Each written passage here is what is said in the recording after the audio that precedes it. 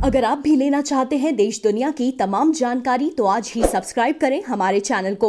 साथ ही नीचे दिए बेल आइकन को जरूर दबाएं ताकि हर अपडेट आप तक पहुंच सके। कोरोना वैश्विक महामारी को लेकर पूरा लखनऊ हाहाकार में मचा हुआ है। वहीं दूसरी ओर सरकार के स्वास्थ्य विभाग पर उंगलियां भी उठ रही हैं। इस पूरे प्रकरण में हमारे साथ बात करने के लिए शिवसेना के प्रदेश अध्यक्ष अनिल सिंह जी मौजूद हैं।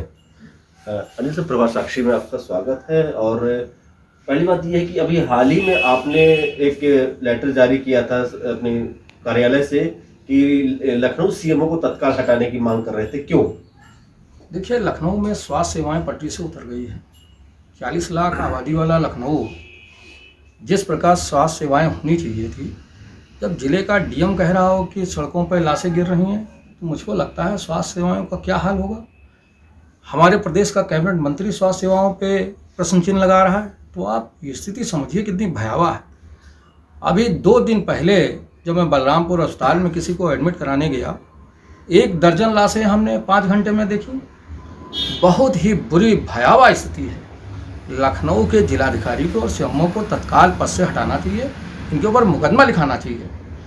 और इसके साथ में ही बहुत से अनेक मैंने देखा है कि जो डॉक्टर्स हैं सरकारी, वो क्वारंटाइन का बहाना लेकर घरों में कैद हो गए हैं। ये किस तरह की सेवा भाव से काम किया जा रहा है। तो बड़ा दुर्भाग्य है लखनऊ में, जहाँ तक 24 करोड़ आबादी वाले इस प्रदेश की रक्षा करने वाले हमारे मुख्यमंत्री जी जिस टाइम पीक पे कोरोना था, बंगाल में प्रचार कर रहे थे। आज हालात बेकाबू हो चुके हैं। मैंने महामहिम जी से आज अनुरोध किया है, पत्र लिखकर भेजा है कि तत्काल लखनऊ में लॉकडाउन के साथ साथ भारतीय सेना को सुपुर्द करने की आवश्यकता है। अगर लखनऊ को सुरक्षित चाहते हैं तो भारतीय सेना के सुपुर्द लखनऊ को कर देना चाहिए, अन्यथा लखनऊ कोरोना के बारूद के ढेर पे बैठा है। आपने राज्यपाल महोदय से मुलाकात की बात की थी, अभी कुछ समय पहले आपने प्रदर्शन भी किया था ये राज्यपाल से मुलाकात के लिए, लेकिन उससे आपसे मुलाकात ही नहीं हुई। देखिए, बड़ा दुर्भाग्य है, हमने 2 कैबिनेट मंत्री उत्तर प्रदेश में कोविड के कारण खोए। पिछली दफ़ा जब कोविड का बहुत भयंकर विकराल रूप था, मैंने खुद राजभवन में जाने का प्रयास किया, महामहिम नहीं मिली। हम लोगों ने प्रदर्शन किया गेट पर।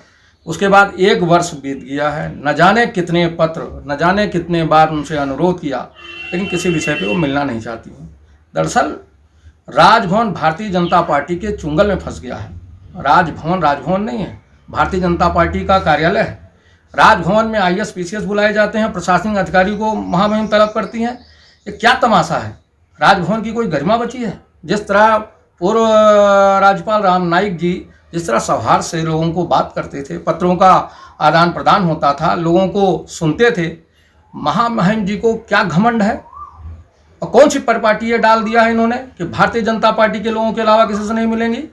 भारतीय जनता पार्टी की राजभवन में दलाली चल रही है। कोविड की महामारी केवल लखनऊ नहीं पूरे भारतवर्ष में फैली हुई है, लेकिन महाराष्ट्र और उत्तर प्रदेश की तुलना में उत्तर प्रदेश क्यों ज़्यादा आगे चल रहा है? महाराष्ट्र में क्यों इतना कम है? देखिए, महाराष्ट्र में साधन संसाधन के साथ साथ उनका विचार है, उनका विजन है, कुछ करना चाहते हैं। उन्होंने कभी कोविड के आंकड़ों को छुपाया नहीं।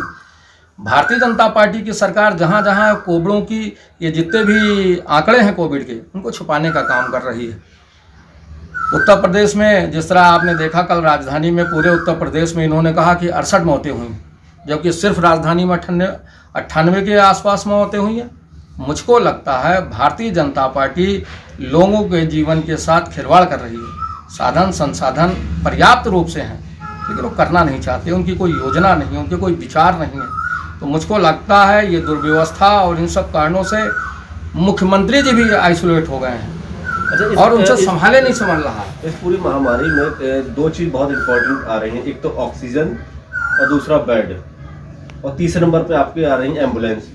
ये तीनों चीज़ें बहुत ही कम मात्रा में उपलब्ध है, लेकिन वही प्रशासन कह रहा है कि हमारे पास इस सब चीज़ों की कमी नहीं है।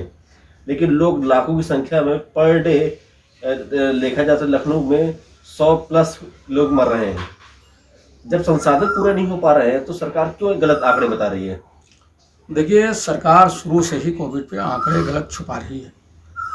ये बात सही है कि स्वास्थ्य सेवाएं जो भी थी वो बदतर स्थिति में हैं। 3-3, 4-4 घंटे पर आप देखेंगे कि एम्बुलेंस नहीं उपलब्ध हो पा रही है। आप इमरजेंसी में लेकर जाएं तो वहाँ सिर्फ नर्सें बैठी हुई हैं, डॉक्टर्स गायब हैं।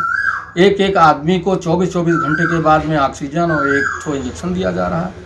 अभी एक पेशेंट को बलरामपुर लेकर गए, जब 24 घंटे बीत गए तो एक इंजेक्शन हाहुल्ला के बाद दिया गया, वो भी उस पेशेंट को जो निगेटिव है उसको पॉजिटिव कोरोना वार्ड में 24 घंटा एडमिट कर रखा। तो ये बहुत सी ऐसी व्यवस्थाएं सड़क पे ऐसी आ गई हैं कि आप ये मानिए कि पूरी कर्फ्यू की स्थिति है। और कोविड ने पूरे प्रदेश के साथ साथ राजधानी को जकड़ रखा है। अगर सेना के हवाले हमने नहीं किया तो मुझको लगता है प्रशासन तो बहुत निरंकुश हो गया है। पीएम फ़ोन नहीं उठाते, सीएमओ फ़ोन नहीं उठाते, मंत्रीगणों की नहीं सुनते और मुख्यमंत्री तो असहाय स्थिति में है। मुख्यमंत्री की कोई सुनवाई नहीं है। प्रशासनिक अफसरान जो हैं निरंकुश हो चुके हैं। मुझको बहन जी का और अखिलेश जी का समय याद आता है, जिन लोगों ने कम से कम शासन सत्ता में रहते हुए प्रशासन पर अंकुश लगाया।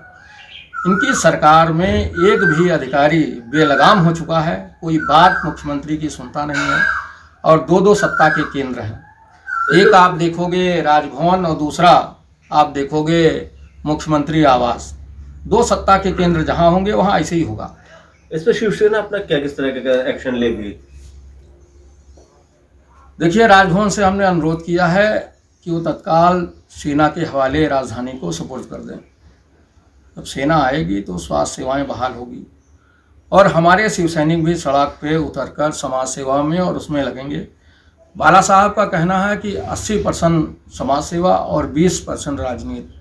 हम उस परिकल्पना के लोग हैं और मुझको लगता है कि हम अपने वॉलंटियर्स जो भी हैं उनको सब जगह उतारेंगे और जहाँ जहाँ आवश्यकता होगी वहाँ हम लोग खुद मिलकर काम करेंगे।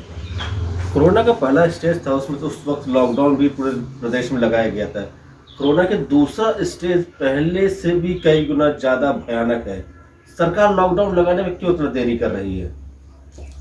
सरकार को चुनाव से फुर्सत नहीं है और जब पीक पर था कोरोना, जब जिस टाइम में अंकुश लगाना था, माननीय मुख्यमंत्री जी बंगाल की यात्रा, असम की यात्रा पे थे। लगातार जब कोरोना के अधिकांश बढ़ने लगे पेशेंट, उस टाइम में अंकुश लगाया जा सकता था, रोक लगाई जा सकती थी।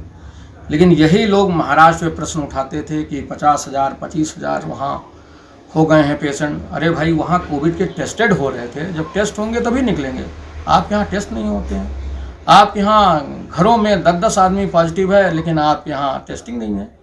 तो मुझको लगता है समय रहते संभाली जा सकती थी स्थिति, लेकिन बंगाल चुनाव ने ये सारा खेल बिगाड़ दिया। मतलब आपको लगता है कि प्रदेश की सरकार इस पूरे महामारी को रोकने में विफल हो रही है, साबित हो रही है?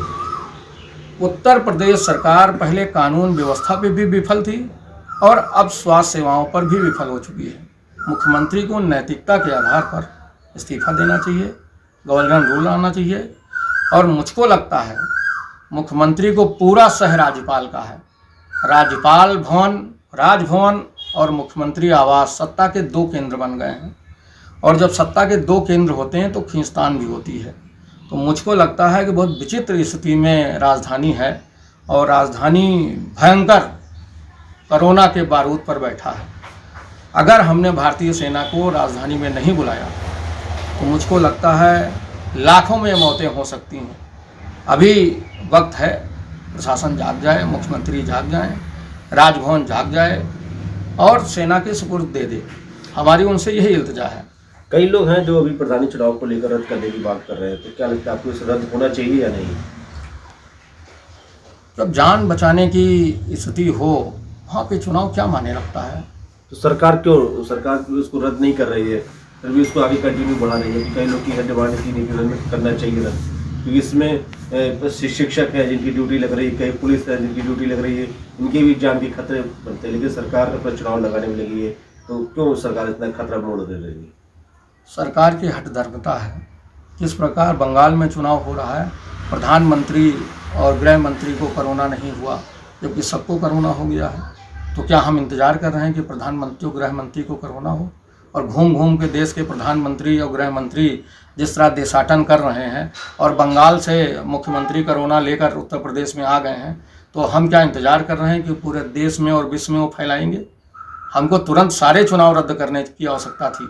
अगर बंगाल में चुनाव फंस गया था तो उत्तर प्रदेश में ऐसी कौन सी आफत आ रही थी कि पंचायत चुनाव कराए जाएं। ये मुझको लगता है ये कहीं न कहीं सरकार बड़ी हद धर्मता कर रही है। चुनाव तत्काल रद्द होने चाहिए।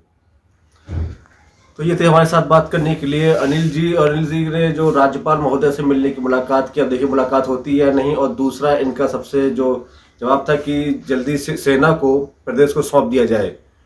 बाकी आगे तो देखते हैं कि सरकार इस पर क्या एक्शन लेती है।